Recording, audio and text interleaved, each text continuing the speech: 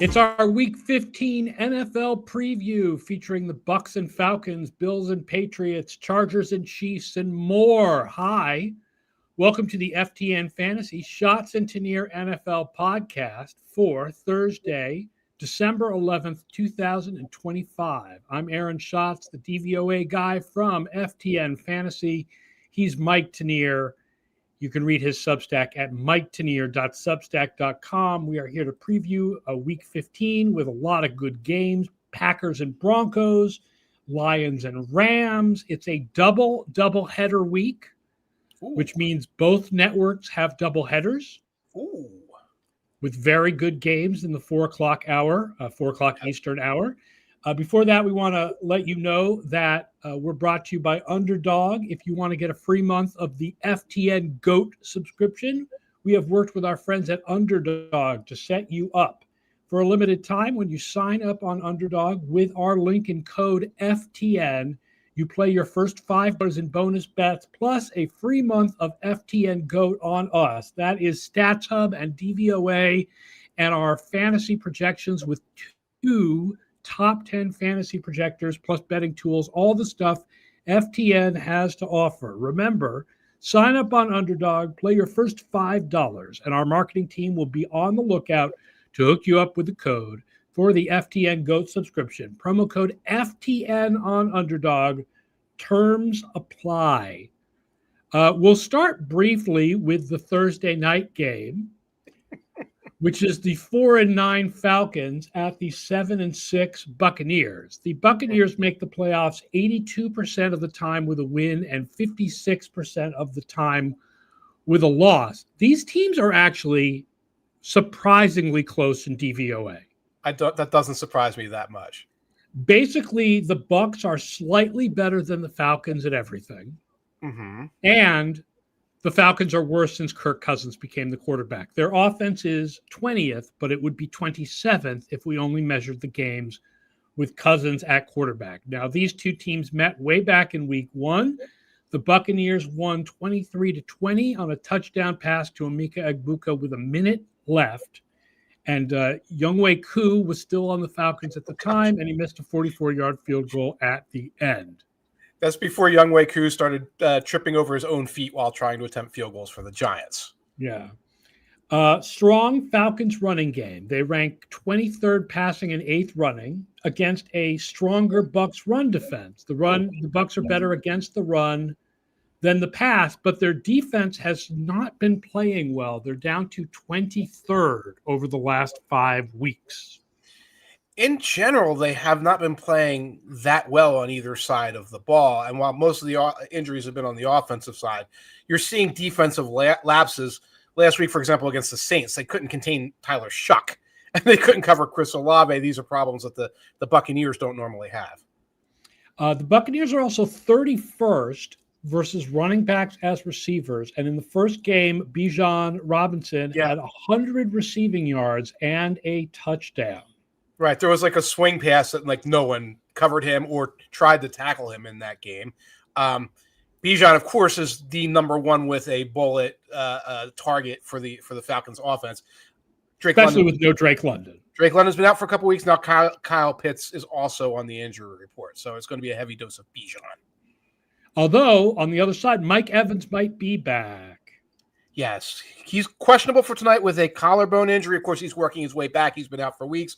Cade Otton, tight end, who they've been using a million different ways, doubtful knee injury. Chris Godwin and Jalen McMillan, questionable. I think we'll see Godwin. I don't know about McMillan. It really has been, to understand the Buccaneers offense, who's out there week to week, and that you get a better sense of things, especially because last couple of weeks, Egbuka has not been the guy he was in the first month. The Otton one is interesting because the Falcons have a clear weakness. They are the worst defense in the league in the short middle area. Mm-hmm. Otton territory. That would be Otton territory normally, but I think that also would be Godwin territory. Godwin territory, Sterling Shepard territory.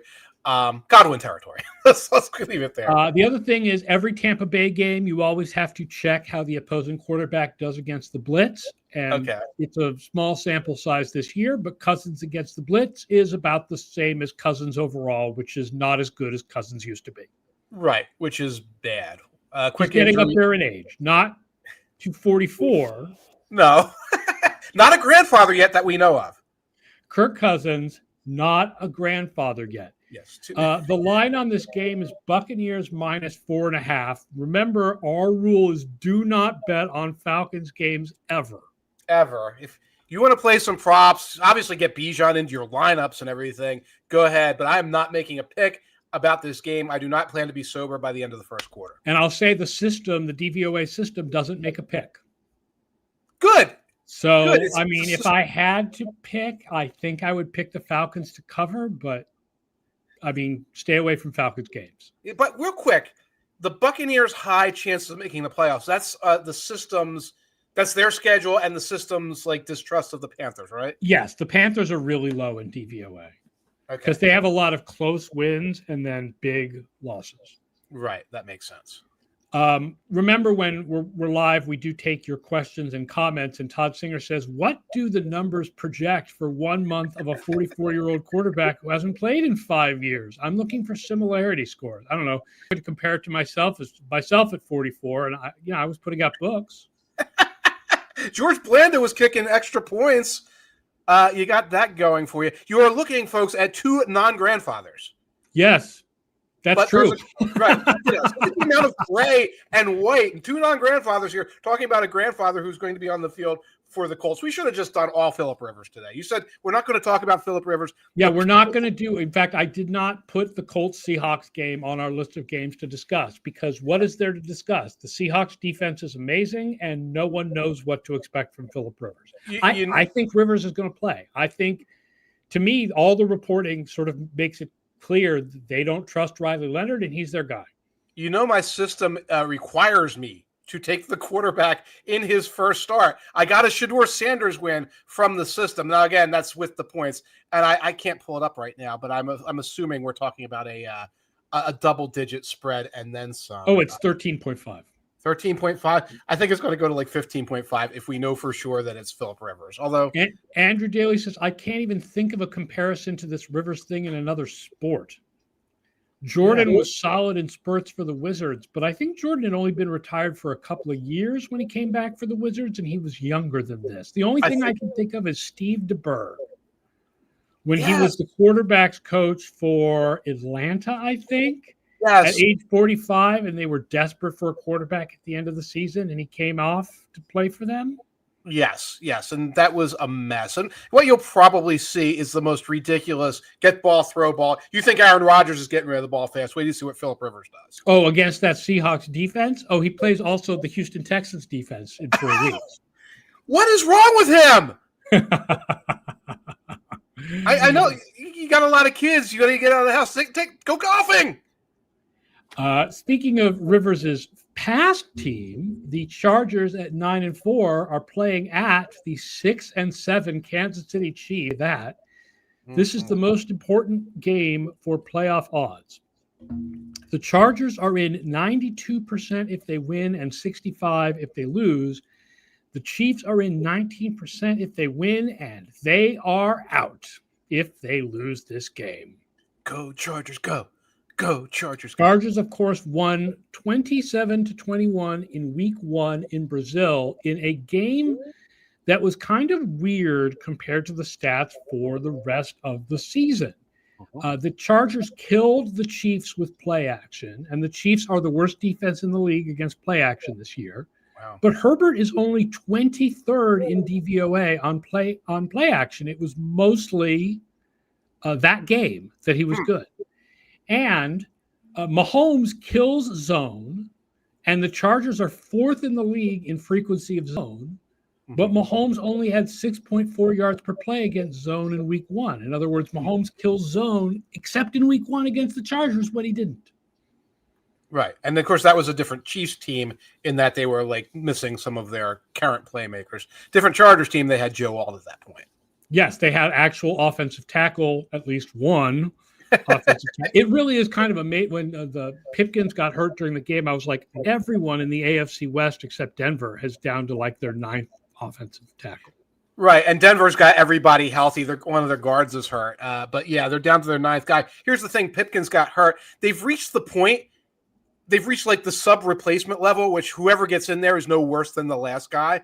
So it's like, we throw Bobby Hart out there, and it's just Bobby Hart. We've kind of gotten used to it. They're using Penning as like the sixth lineman. Like they tried him at left tackle. Like this was a bad idea. So it's the usual suspect. I think it's remarkable. I don't think people realize how mediocre the Chargers have been on offense this year, in part because of the offensive tackle issues. They are 21st, including 27th on first down.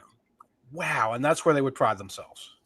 And the Chargers defense, by the way, is better against the run than the pass. The Chiefs defense. The Chargers defense is better against the pass than the run. Mm-hmm. So we'll have to see whether the Chiefs can actually run the ball, which has been a problem for them this year. I think a lot of people, when they're identifying what the Chiefs need to do to get their offense back in the future, is build an actual under center run game, which they just don't have. A normal run game, not this thing that's kind of like the waist pitch knuckleball that you throw on 0-2 or whatever. A couple of quick other injury notes. Trey Smith should be back for the Chiefs. That's going to help their line, but both tackles will be out again for the Chiefs. So it'll be all no tackle ball here.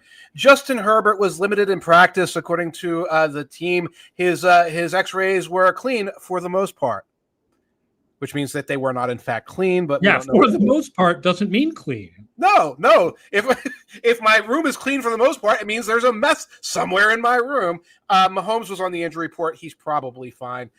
Trent McDuffie was practicing, so that's a big addition for the Chiefs. And Noah Gray could also be back. He's been out for a couple of weeks. Scary looking concussion, I think, against the Cowboys, but he looks like he's on track to be back. Interesting stat for the Chargers, by the way, thinking of Noah Gray and of Travis Kelce in last week and dropping passes. And the Chargers are only 30th in DVOA against tight ends, but they don't actually give up a lot of yards to tight ends because they don't give up a lot of targets. When they get targeted, it's inefficient. Like Dallas Goedert had some big catches against them. Yes. But they don't give up these huge, like 70 or 80-yard games to tight ends the way that Cincinnati does. But who had the only receiving touchdown for the Chiefs back in week 1? Travis Kelce. And he'll be out there again this week. And it was weird to see the story about him being like, I don't know what's wrong this season, and I don't know how to. He's been good, right? Until those drops in the last game. Kelce has had a real rebound season, so it's weird to be like, oh yeah, Kelce's this problem. This year. He's not the problem until last week. It's an example of how many people kind of do the analysis without like looking at the game or the game book or the stat sheet or anything else, and just kind of try and guess at what sounds right. The line is Chiefs minus 4.5. It was up to 5.5 when I looked at it. Is it up to 5.5? Right. I'm going Chargers. I'm going Chiefs. This is the back to the wall game where they're going to blitz the lights out and they're just going to overwhelm that patchwork offensive line. They're going to force some mistakes, and they're going to stay. Do they even need to blitz to overwhelm the patchwork offensive line? Not really, but they sort of do because Karlaftis is like they don't really have the edge rusher, so they'll be using packages and things like that to get Hart and hit the Deculus and whoever else is playing tackle on a swivel. I think that's the Chiefs win. I just feel like everything with the Chiefs is so stagnant. The fact that the line is more than a field goal is interesting. I'm like, yeah, they could cover, but it's not. I will admit it's not I think they're going to win, so I'll pick them to cover. I do think the Chiefs should be favored to win the game. By the way, Chiefs are 6-1 in the last 7 meetings, but just 2-4-1 against the spread. The Chargers have a habit of keeping these games close and backdoor covering. So if at 4 and 5.5, you're in position for that kind of thing. Yeah, the other big one is the 9-4 Bills at the 11-2 Patriots. It's the most important game of the week because I'll be there. Will you be driving through snow flurries to get there, though? Apparently we are expecting a little bit of snow flurries and a lot of cold weather games this weekend. I'm going to play some unders because there's a lot of cold weather coming this weekend. Patriots win the division with a win. Yeah, that's it. If the Bills win, we have them winning the division 41% of the time because the Dolphins are frisky. Yes, very frisky.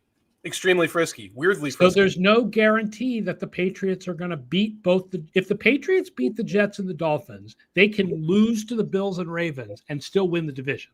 Right. But there's no guarantee they're going to beat. I mean, the Jets feels very guaranteed. But there's no guarantee they're going to beat the Dolphins because the Dolphins are frisky right now. So they would like to have this. Now, of course, they won 23-20 in week 5. And the Bills, the first thing I noticed is the Patriots run defense. So what was supposed to be strong about the Patriots, right? I've been like waving the flag about the schedule, but Drake May really is that good. Right. And the other thing that really was that good was the run defense. Okay. And it's been declining. The Patriots' run defense has not been as good the last few weeks. It now ranks only 16th. They've allowed 4.8 yards per carry in the last 4 games, and the Bills go under center more now, and they hand off to James Cook, and James Cook could run the ball against them a good amount. And you have right now the Bills have their tight ends back. As we saw last week, having those tight ends back, huge difference against the Bengals. Probably will have Spencer Brown back at right tackle. He expects to play, which puts them in position to be able to try and do 2 tight ends, even the extra linemen they use sometimes, and try to plow the ball down the field. Unless Joe Brady has one of his moments and says, ooh, run defense declining, it's time to throw the ball. Yes, I will point out the Patriots' pass defense is stronger in the middle than on the sides. Right. Which is where they Gonzalez doesn't come out as well in the coverage DVOA as you would expect. And Carlton Davis, I don't think, has been as good as people expect. I saw good numbers on him. It's hard with numbers, though, because they're always playing bad quarterbacks. Because they're always playing. You have to adjust for the fact that they've played the easiest schedule of opposing quarterbacks. That's, again, with the schedule. Yes. May has played an easy schedule, but the defense has played a really easy schedule. Like May has played like the 30th schedule or something. Like the defense has played like the 32nd schedule by like a lot. Like the historic schedule on the other side. The Patriots defense, by the way, is 32nd against wide receiver ones. Who is that? Keon Coleman? Who is that? It's not Shakir's slotty guy, so they don't have one. Josh Palmer might be back. His sort of mysterious situation. But I'll also point out flip it around the other side, the Patriots running game, right? Travion Henderson has a couple of explosive runs. Otherwise, that running game has been bad. Ramondre Stevenson is last in the league in DYAR. And that's not fumbles. And it's not just because of the fumbles. Okay. But the Bills' run defense is 30th. The Bills' run defense is bad. Yes. So it is definitely the resistible force against the movable object. And the Patriots get a little break. Guard Jared Brown should be back. He's been out for a couple of Jared Wilson, yes. Jared Wilson. Left guard, right. Left tackle still is Vidarian Lowe. And I don't know what Bosa's health is because Bosa returned to practice. So they're very optimistic there. So did Terrell Bernard. I think they're more optimistic about Bosa this week than Bernard. Here's an interesting stat. We track at FTN on the FTN Stats Hub first read versus after the first read. Oh, neat. You want to force Drake May off his first read. He is 4th in DVOA when he's on his first read, and he is 25th when he is not on his first read. But you can't force him off it with the blitz because guess who's the best quarterback in the league against the blitz? Drake May. Wow. But that also speaks to a little bit of the help of the schedule. The first read's open. Diggs is open. Or sometimes it's Hollins or it's a pop, but they're open. And that's been helpful when you're playing weaker defenses. Andrew Daly says the 11-2 Patriots being a home underdog means Vegas thinks they are a fraud, but them being a home underdog by 1 point means that Vegas also kind of thinks the Bills are a little bit of a fraud because guess who else has played an easy schedule this year? The Bills. Now, I've seen yesterday, I saw the line for this game where some books had it at Bills -1.5, and other books had it at Patriots -1.5. So it's different books had different lines all floating around that 1 point either way. And I've mentioned this about the Patriots. The Patriots have beaten only one team in the top 12 of DVOA, the Bills, and that is Buffalo. Yes. And they play only one team in the top 12 in the rest of the season, and that is Buffalo. That's Buffalo. Yeah, the house is seeing, Aaron, what is this, 11th versus 13th in DVOA? Bills are 11th. Something like that, 14th, 11th versus 14th or something, yeah. the house sees the same thing. They're not so much that they see a fraud versus a contender, but they see these teams with a relatively even portfolio right now, and the Bills probably having a stronger one overall. And I think the same element of this quarterback could take over.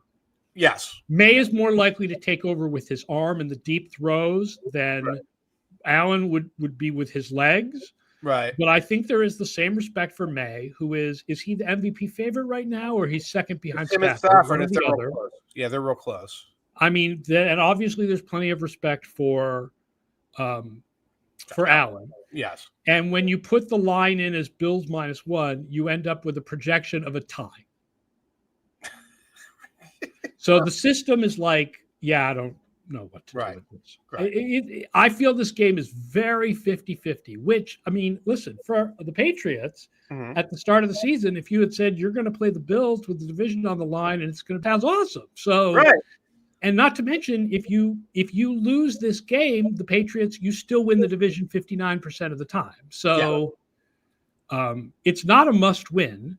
No. But it's very 50-50, and I don't know who's going to win this thing. Feels more like a must-win for the Bills, although they're kind of slotted. Oh, it's absolutely. I mean, if the Bills lose, they lose the division. They lose the division, and then they're in this wild card soup, and they're probably at the top of the wild card soup. I feel this is a Bills game because of that. Again, also because it feels like they're getting some of their silliness and some of their injuries behind them. 4 o'clock is, again, double header. We'll skip the Colts and Seahawks. So you're going to get both of these games in most of the country, and that is Packers, Broncos, and Lions, Rams. Let's start with the 9-3-1 Packers at the 11-2 Broncos. Both teams are in the playoffs pretty much. Packers get the 1 seed, 18% with a win and 1% with a loss. Broncos get the 1 seed, 70% with a win. Whoa! And 37% with the loss. The DVOA likes their schedule and their abilities better than the Patriots. The entire AFC rooting for the Packers right now, so they don't have to go to Mile High. And we've just talked about the Patriots schedule. Second easiest schedule so far this season has belonged to the Denver Broncos. Yep. Denver loves the man coverage. Can you guess the best quarterback in the league by DVOA against man coverage this year? Would that be Jordan Love? That would be Jordan Love. Who has all these guys to throw to, so somebody's probably can get schemed open. And he's third in DYAR on deep passes of 16 or more air yards, and the Broncos are only 16th. As good as their defense is, that is a weakness. They have 2 weaknesses: deep passes and the right side of the field. And Jordan Love throws more to the right side of the field than the average quarterback and throws deep more than the average quarterback. Broncos have a third weakness. It's keeping viewers awake when they're on offense, but we'll get into that in a minute. By the way, since we're doing stats, what team has the worst net penalty differential in the NFL and why, Aaron? I'm guessing the answer is the Broncos because of Riley Moss. That is both correct. I believe the number is negative 252 penalty yardage. Don't hold me to that. And it's mostly because of Riley Moss, who I believe is 178 penalty yards. Yeah. The Packers do want to run less on first down than they have been. They're only 18th running on first. Now, when the Packers are on defense, they are primarily a zone team. Bo Nix is 24th against zone, but 12th against man. So this is not a strength for Bo Nix. That's passing, right? Not That's passing. Yeah. Okay. Yeah, you sit there and make him throw a swing pass and tackle the guy. That's kind of it. I mean, it doesn't. It's weird that the Broncos are so good because doesn't their offense just seem really? I mean, RJ Harvey's just been kind of Cortland Sutton, hasn't been great, and I guess there's Troy Franklin and Patrick Turner. Is that his name? It doesn't seem exciting. Great offensive line. Great. Poke Brandon Thorne, and he'll tell you. Loves watching this. That's someone who loves watching the Broncos offense. Yeah, he's watching bowls in them. People were talking about. Sports Info Solution did a thing about the Protector of the Year, which you get to vote for. The offensive line award, right? No, I don't. Protector of the Year is voted for by a different group of former offensive linemen. It is not part of the AP awards. Anyway, because I was about to... two awards that are not part of the AP awards. Executive of the Year, which Pro Football Writers does, but AP does not. And Protector of the Year, which is a committee of former actual linemen. Oh, for heaven's sake. Anyway, I was going to advocate for Garrett Bowles. I'm sure the other linemen know who Garrett is. He's had a very good year. Nix has a very low sack rate, which is one of the reasons why this sleep-inducing offense continues to sort of, matriculate. Ranked 13th in DVOA. Right. Harvey has come along. I've seen him breaking tackles, ripping through tackles to make plays more recently. But it's not a fun watch by any stretch of the imagination. I also looked up those first read stats. This is interesting. The Packers are second in the league in how often they force a quarterback off his first read. Hi, I'm Micah Parsons. Hello. Bo Nix, though, surprisingly, is seventh when forced off his first read. He's good. Obviously, scrambling around is a good thing for him, and then dumping it to Harvey or something. I guarantee he's just taking the snap, looking downfield, like, I'm just going to throw a swing pass. So when you see him check down, it's like, oh, well, that was a completion. He was never actually looking down the field, guys. Andrew Daly says, Christian Watson has been electric since returning from injury. Are Broncos especially susceptible to experts? Yeah, Moss. Yes, especially if you count a 30-yard DPI on Riley Moss as an explosive, which it kind of is. Right. It's to the point where I'm not sure I would take Watson props because he could have the best game in the of the year, and it's it was only 2 catches for 20 yards, and then he forced 2 60-yard penalties. Gigantic DPIs that put the ball on the 1-yard line. Yeah. Right. The line is Packers minus 2.5 in Denver. The system has no pick. Oh, God. It's really hard. In Denver, yeah. If I had to pick, I would pick the Broncos. Broncos are 17-6 at home since 2023. Straight up, not against the spread. 17-6. Quick note, warm weather in Denver. There's not going to be any weather. It's not the cold like we're getting in the Northeast. All the cold weather games are in the Northeast. We're going to be freezing our frijoles off, and it's going to be 55 degrees in Denver. I'm going to go with the Broncos with the home field advantage. Those of us who root for chaos, though, kind of want to see the Packers win and just cause more chaos with the AFC race. Let's talk about the 8-5 Lions. 8-5 Lions at 10-3 Rams.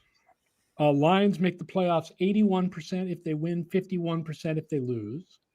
Rams are basically in. They make the 1 seed 55% if they win, and 26% if they lose. This is the numbers 3 and 2 teams in DVOA, with some of the difference being special teams because the Rams special teams are bad, but the Rams are the number 1 offense. And here's the fun. They are the number 1 offense, both rushing and passing. Wow. And they are the number 3 defense, both against the run and the pass. Consistent. And they're the most consistent team in the league from week to week basis. There's a lot going on. By the way, folks, check out tomorrow at the 2 Deep Zone. I have a little Rams stat pack where I'm going to talk about their net penalty differential, which is the best in the league. They've only had 8 false starts all year, which is one. Yes, the Rams are very low in penalties this year. Very low. And their injury totals, et cetera, some other things like that. Both defenses are better against short passes than deep, which makes for fun watching. The Lions defense is 24th against deep and 6th against short. The Rams are 12th against deep and 4th against short, which means there could be some explosives, especially if Devontae Adams, and he was limited in practice, but he is playing. 28th. The Lions are 28th against number 1 wide receivers and have all kinds of injuries in their secondary. Right. I can't really go into all of them except that Terrion Arnold had season-ending surgery last week. Brian Branch had season-ending Achilles surgery a couple of days ago. I might be a little off on the days. Both are out. Kirby Joseph may be back, though. That's a little bit of a help. Very good safety. He's been out for weeks and weeks. Could possibly stem the tide there a little bit in the Lions secondary. I mentioned earlier that Drake May is the best quarterback in the league against the blitz by DVOA. Number 2 is Matthew Stafford. And we know the Lions like to blitz to overcome the fact that they don't have a great pass rush. I mean, I know Muhammad has a lot of sacks, yes, but they don't have a great pass rush other than Aiden Hutchinson. So they do blitz a lot, and Stafford is very good against the blitz. Very good against the blitz. They're also good at blitz avoidance there. If you've been watching Rams games lately, it's 3 tight ends all the time, but it's not the Steelers' weird 3 tight ends. It's like just a cool line with like all tight ends spread out, and then you get this running game up the middle, and you get all this extra protection for Stafford while Puka and Devontae Adams, do their thing.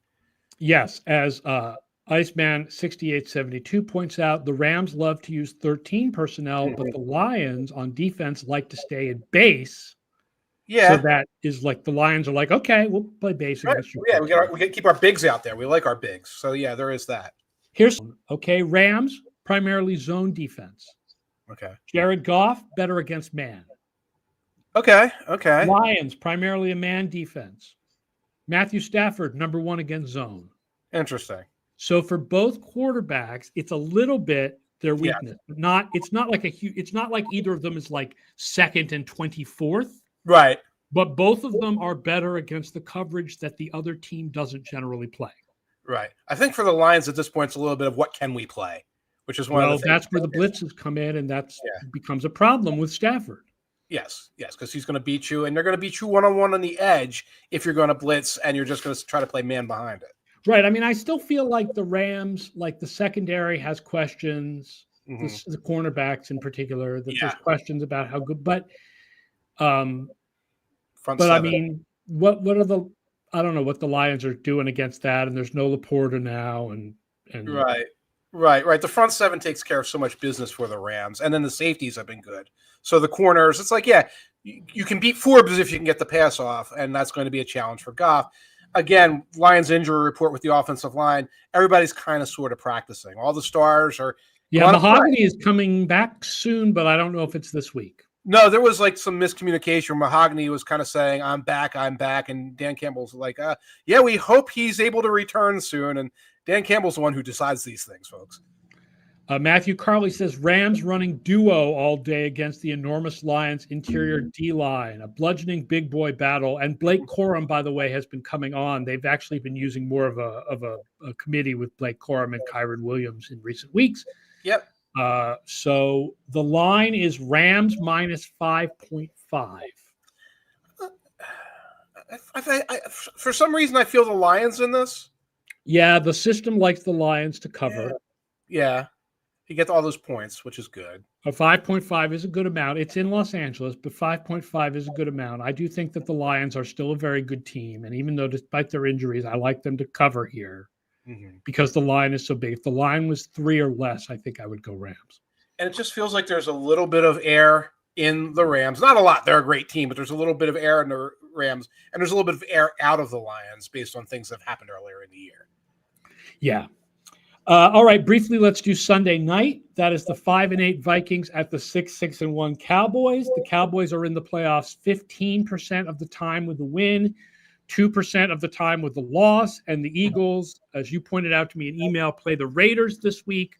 Yeah. So the Cowboys obviously really need to win this one.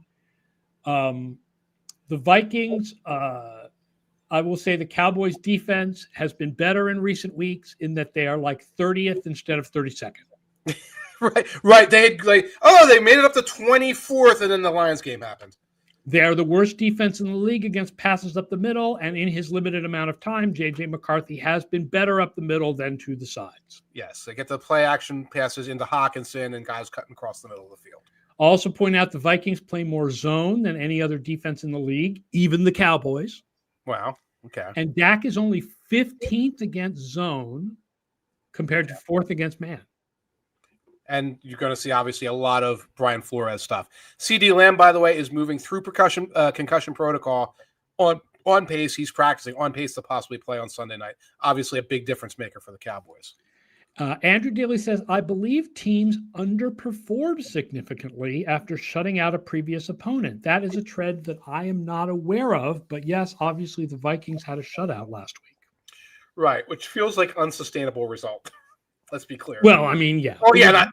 Right. I mean, what the real unsustainable result was J.J. McCarthy playing really well. Right. Because I'll give some credit to Mina Kimes for pointing this out on her podcast. But the way the Washington defense works, it's like you just hit your first read over and over again. So all O'Connell had to do was give McCarthy the answers to the test, and McCarthy would just it was the perfect defense for McCarthy to not suck against. The answers the Cowboys are a bad defense, but in quite the same way. Right. It's the answers to the first 10 questions of the test, because then Mariota's in the game and you have this Commanders team that is going like this, and you're handing off and hitting quick play action shots. I mean, this is a real battle of strength and strength, weakness and weakness, right? The offense, the Cowboys offense and the Vikings defense both ranked 9th. Yes. The Vikings offense is 29th and the Cowboys defense is 31st. The Cowboys defense has been slightly better recently. The Vikings offense is slightly better. If you take out the Brosmer game, they still both suck. Yes. The Cowboys are favored at home. And there's definitely, if you believe in like a who needs it more, the Cowboys need it. The Vikings, who cares? Cowboys need it. If you just look at it and say, you know, do you feel like the bounce back from McCarthy last week was fluky? Yeah.